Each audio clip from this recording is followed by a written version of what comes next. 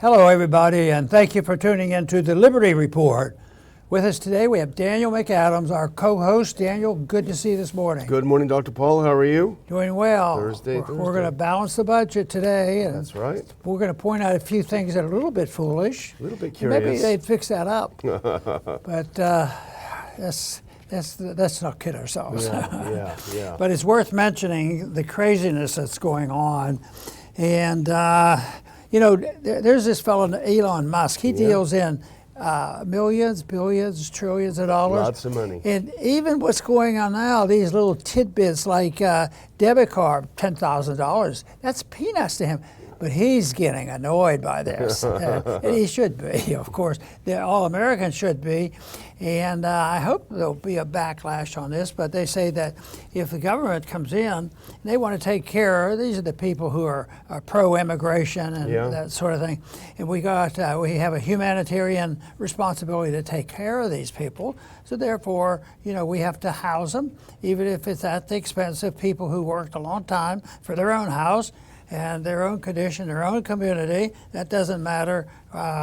They have some other goal. I haven't figured it out yet. How could they be so motivated to do what they do with illegals? Once again, though, the thought that comes to my mind when this happens is they do all these things, and they sound like it's well-intended, but one has to remember that if you subsidize something, you always get more of it. Yep. And this is more than a subsidy. This is outright theft that they're taking from decent people and handing it over to somebody else. And then they wonder why a lot of people are coming. Yeah. And people worried about this. This has been going on for years. But I just wonder whoever made any specific predictions would have ever believed it could get so ridiculous. Yeah. And it is, and it continues. But the one thing that got Elon's attention was the fact that they're going to give debit cards to the illegals. Oh, maybe they need $50 a week or something to get bread. A little more than that. A little bit more than that. It's a $10,000 debit card, and if they spend it in 2 months, they're not going to let those people out on the street, No. And they'll still have to, confiscate property from somebody else. The one thing they don't see this is the whole mess of this is an issue of theft, stealing from one and giving to another. The whole issue of immigration, I think, is one thing. People are coming in and they're stealing the benefits. And if people thought of the invasion of illegal immigrants as compatible to somebody who's invading our community or in our houses, they might feel differently. But the very rich see it a little bit different. They have a gated community. That's right. I wonder how many illegal immigrants are settled in gated communities. Probably not many. There might be, but there are cooks and weed pullers and stuff like that. Yeah. They're not. But anyway, that's a big issue. $10,000 But this just makes so many points of what they've done. I mean, look at the disaster of the student loan program. And, it's an illegal program. It's unconstitutional. It's based on theft. And then they come along and they give the power to the president. He said, I feel sorry for you. If you owe all that money, we've had problems like that too, but we went to the government and they helped us out. Yeah. So he's relieving them of the debt. Yeah. What I don't think they've quite realized, and they're starting to, is that there are some people who are just more honest with the situation, who already had their loans and felt, a moral obligation to return the loan. And then all of a sudden this happens. So it causes a lot of anger. So they're trying to buy political favors, by doing this and win the election by being so generous with somebody else's money. But I don't think it's going to work. There'll be another problem coming up. The money has to come from someplace. It'll be audited onto the debt, and then they haven't been able to escape interest on debt. And now we know interest on debt is a bigger deal than national defense. Yeah. So it's a mess, but it's very symbolic of the ridiculousness of the whole immigration program. Yeah, I mean, I thought San Francisco was a nut house, and it is, but New York City sounds even crazier than that. put on this first clip. Now, we'll start out with a tweet because I think it's a good explanation. There are two crazy things about this program. Now, City Council calls for an investigation of Mayor Adams' plan to give illegals $10,000 debit cards. The $53 million contract would give Mobility Capital Finance, who the mayor touts as minority-owned, lots of fees for services.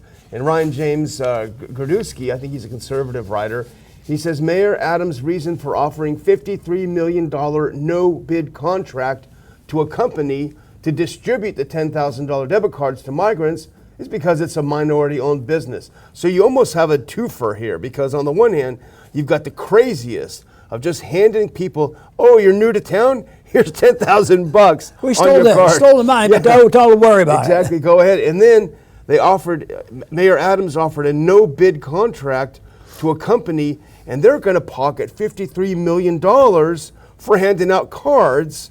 Oh, it's a minority-owned business. So you have the wokeness of the minority-owned business, and apparently they've never done anything like this before. I have a couple of clips about it.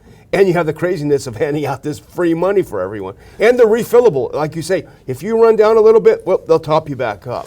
Well, you know, I think this president we have likes the idea and the principle of democracy. Yeah. But this sounds more like tyrannical management. You know, they take the money from somebody and pass it off and buy the votes, and then they say, well, you don't have to repay it. It's a tyrant running thing. But he's not, Biden isn't the first one. It's the whole system that is like that. But he might be right now targeted because they're so blatant, and you know, just like that minimum wage, you know, is part of it too. You know, in California, when I first heard of the minimum wage, okay, it was $253. It needs to be up to $10. I said, well, why don't you make it 15? Yeah. Oh, well, that's right now. It's just a little bit too much. So right now it's up to 50. I think that even shocked the most pro. Holy man, we could get that. But that just doesn't make any sense whatsoever. It's not a good economic policy, but it's not good moral policy. And I think it's a mixture. I think the morality of a wealth redistribution on purpose to help one group against the other one, that starts it off, and then you run into all these economic factors. Yeah. Well, let's look a little bit into this story because it is crazy. This first article, now this is a reprint in the Manhattan Institute from New York Post article about it. Inside Mayor Adams' migrant debt card boondoggle. No bid bank gets $50 million. Border crossers up to $10,000 each. Go ahead, and here's some from the article. Takes money to make money, as the old saying goes. Apparently it also takes money as much as $53 million to give money away. And go to the next one. So it was misreported that this is a $50 million project and that's the total cost. No, that's not true. The debit card program, if you read the actual contract, according to the article, has the potential to become an open-ended, multi-billion-dollar Bermuda Triangle of disappearing, untraceable cash used for any purpose. It will give migrants up to $10,000 each in taxpayer money, no ID check, no restrictions, and no fraud control. I'm going to dress up as an illegal and go up to New York this weekend to get my $10,000. And that's what pure democracy brings you. So if you happen to be in a minority, you're in big trouble. Yeah. That's what a lot of people think. You have to have all this help to help the minority. But it isn't that. It's the majority that's always victimizing the minority. And the minority, they know they're getting hit and they're upset by it, and they cry for more and they get more. But they're missing the point. It's not going to work. You know, they just keep people quiet for a while by passing out more stolen money and goods. But eventually the whole system comes apart. And right now it doesn't seem like it's going to happen next week, but it will happen. Yeah, and so there's a lot of questions about why they picked this company to hand out the cards. And if you just move ahead, I'll just show one of the questions about it. I think it's like a scandal within a scandal. Which vendors did the city's Housing Preservation and Development consider as for this contract as qualified to provide this complex financial service? New York City is home to hundreds of top-tier financial services and public benefits providers. A dream of a competitive bidding pool to ensure the city gets a good price, as well as strong protections against fraud. But HBD considered only one, Newark-based Mobility Capital Finance. And if you go to the next one, the Mayor Adams did suggest why they got the contract without a bid. And as we said, it's because it's a minority-owned business. They may well be good, but they don't have any experience doing this. So it's, what a mess there. And, if it's a handout, you know what it means more and more until the whole thing falls apart.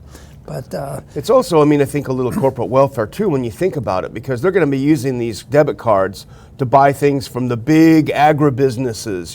They're going to be buying junk food, Coca-Cola. I don't know, maybe they'll be allowed to buy beer, you never know. But they'll use that as an excuse. That's an additional benefit. Yeah. This is the expansion. This is the invisible hand working. Yeah. And then if things get nasty, what do? They'll probably punish all the rest of us by starting to monitor what these people buy, and then they'll get a system in place to monitor everything everyone buys. You'll probably try to, no, sorry, Dr. Paul, you've had too many potato chips this month. Your card is rejected. Well, I think they've already started accumulating those lists. Yeah. Oh, I'm in trouble then. Well, let's go on to something that you did mention, and it is another issue. This is kind of monetary insanity is sort of the theme of our first segment. Now, Barbara Lee is someone that you've worked with, and she's a very nice person, and she's very well-meaning, and she's especially good on foreign policy. But I would say, and I think you would agree, that economics is probably not her strong point. If you put this one up, just do the math. California Democrat wants to hike the federal minimum wage to $50 an hour. She says the six-figure salaries are barely enough to get by. Is she right? She said, if you go to the next one, when justifying this $50 minimum wage, she said, I've got to be focused on what California needs and what the affordability factor is when we calculate this wage. So, see, the middle class and the poor have an honest beef because they're paying the biggest tax under these conditions because their money goes down in the value percentage-wise more than anybody else. But they do this and they expect that's it. So what they interpret is when they go to the store and they get their bag of groceries that used to cost $10 is now costing $25. Yeah. Oh, I'm short money. Yeah. They always think that inflation, prices go up because of gouging, and some would say those unions did it. They all do push it up. They might affect prices, but they don't create the inflation because that's just not the way it works. So they do this and they say, we all do this, and we'll have to just stop it. But the people who are hurt, we need more money. Yeah. $25 isn't helping us. Yeah. We need $50 an hour, and you wonder why. Their moral outrage of wanting to help people, and they criticize at the right time, like Barrio criticized too much spending in the military. They'll do that at times, but they don't realize that inflation is a much different thing. It should be easier to explain because if you just talk about prices, weather can affect prices and supply. So many variations of it. So they come in and they say, okay, we have to stop this. We have to have more money. Yeah. And generally speaking, they get more money. Of course, it's the excessive money against production that causes prices to go up. Yeah. And I swear you can teach that if you have access to 12-year-olds. Yeah. I think they understand that. Yeah. Some of our friends do it, the Tuttle Twins guys. They teach good Mayberry. There is a lot out there. But, it is like giving more narcotics to a drug addict because the problem is inflation created by excessive spending.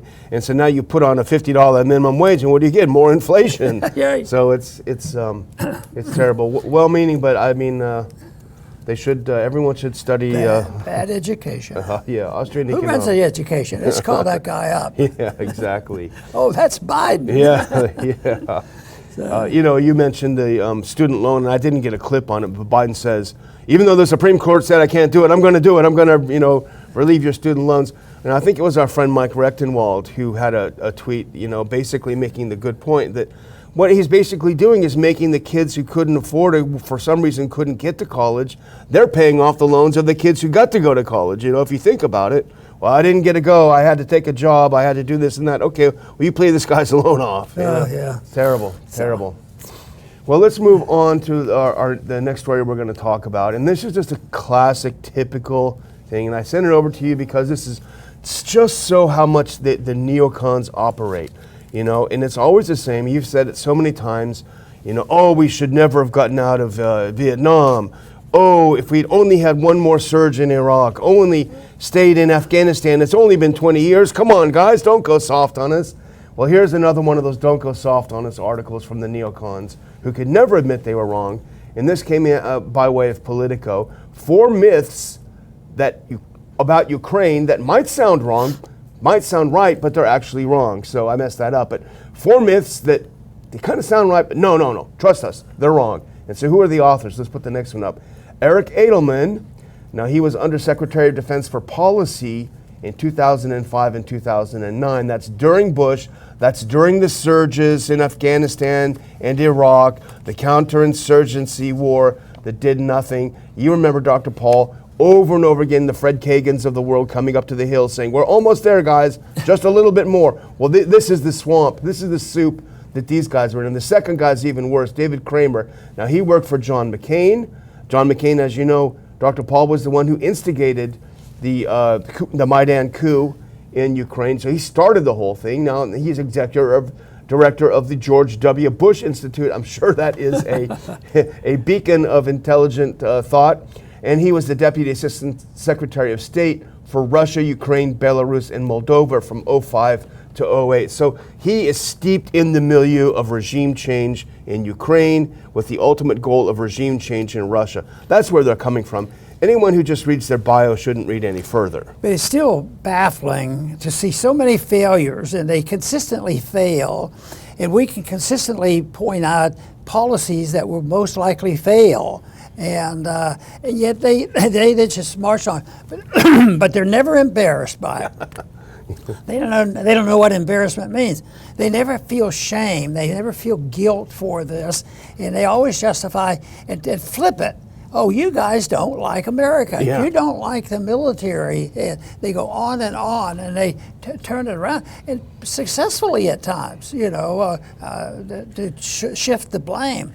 But that's a big thing. It's so baffling. They come from a different world. Yeah. But that's why if you don't introduce at least the notion of the higher law, a moral higher standard, which has been around for a long time, that you can sort out right and wrong, because governments aren't very good at it. Yeah. Matter of fact, the higher law is to be used to be higher law than government law. You know. Yeah. But it's a real pity, and that's when I get convinced it's a moral issue, because they do this.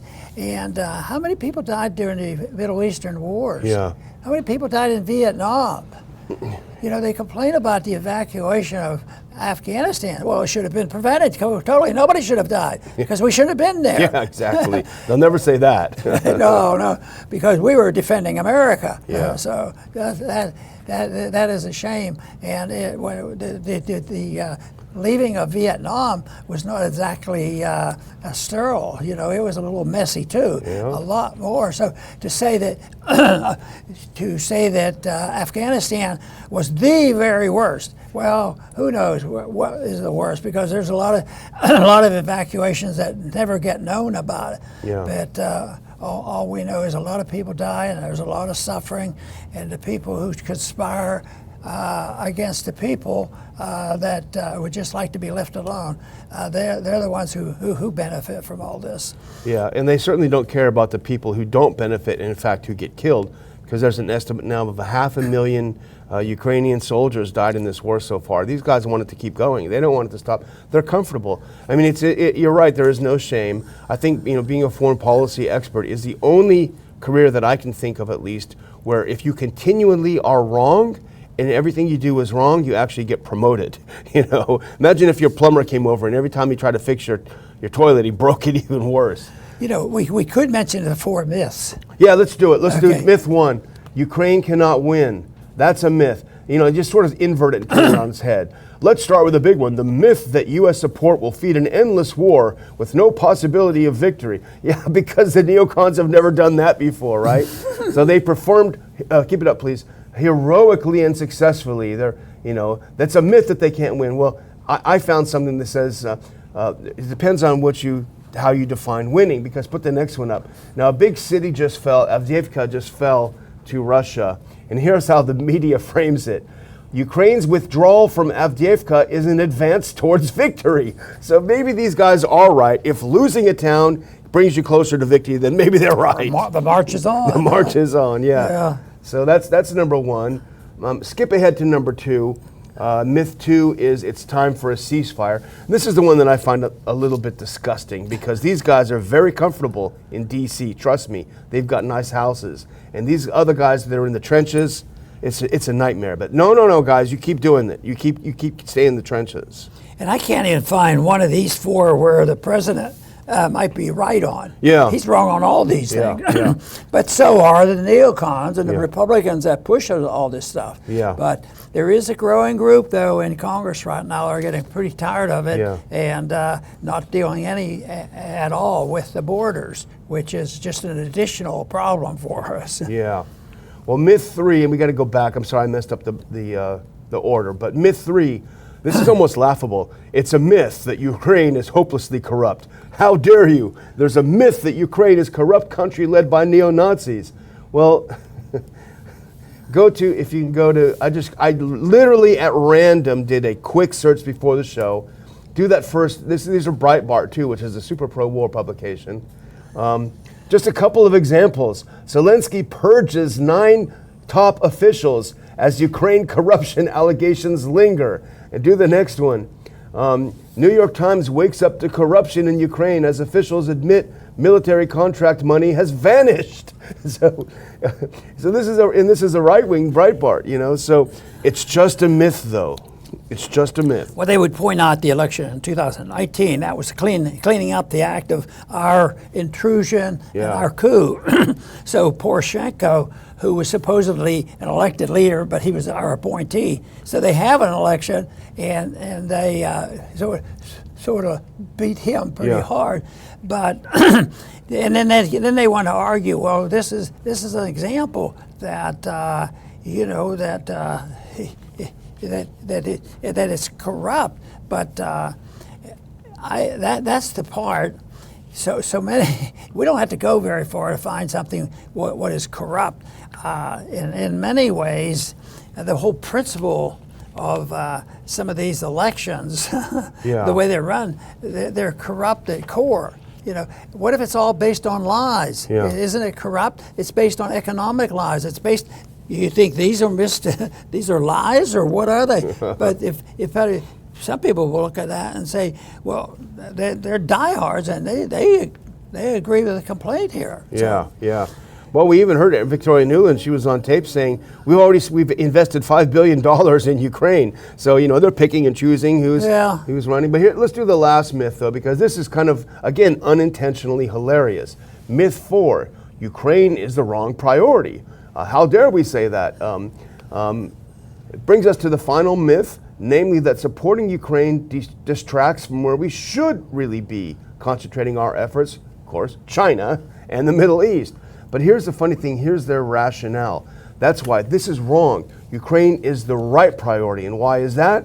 We'll go to the next one. It's the right priority because Russia invaded a neighboring state. Russia invaded someone out of the blue.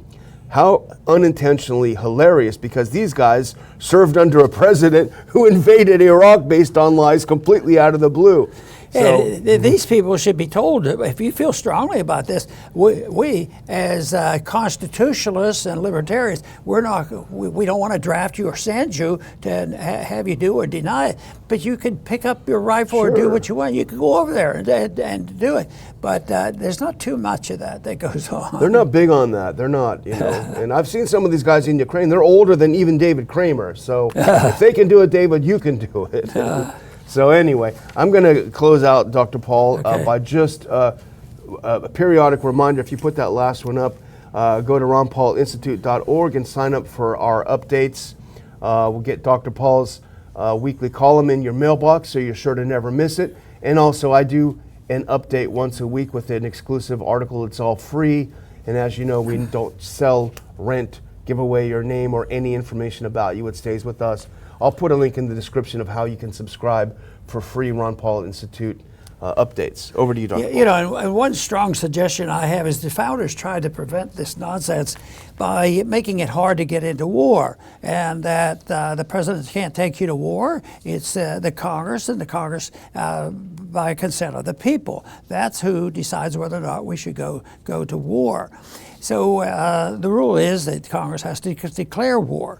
And yeah, I remember in '76 when I won a special election and very naive about what was going on, but had got reactions and had already come to the position of the war issue. So I was on a radio show with a liberal Democrat very early on, and it had to do with foreign policy, and it came up, and I said, well, why don't we just wait until somebody declares war? And they sort of settled me down because I was only there a week. I didn't know anything. They said, well, Ron, we have to let you know that it's never going to happen again. And this guy was a committee chairman. You know, he knew the answer. It's never going to happen again. They're never going to make a declaration of war. And I thought, well, you know, and then of course that led up later on when I was in a committee at a place when I tried to give him a lecture on, you can't do this. This was when Bush wanted to go over and start his 20-year war, and that was, you know, they didn't like that idea. I don't think I got one vote that said we should, you know, talk about declaring the war. And I told them I wasn't going to vote for it. I had an amendment that said you have to declare war. I said I'm not going to vote for this, but I would think you people who want this war ought to have the integrity of voting for it or against it. Absolutely. So, very good. Yeah. Okay. So I want to once again, you know, thank all our viewers today for tuning in, and please return to the Liberty Report soon.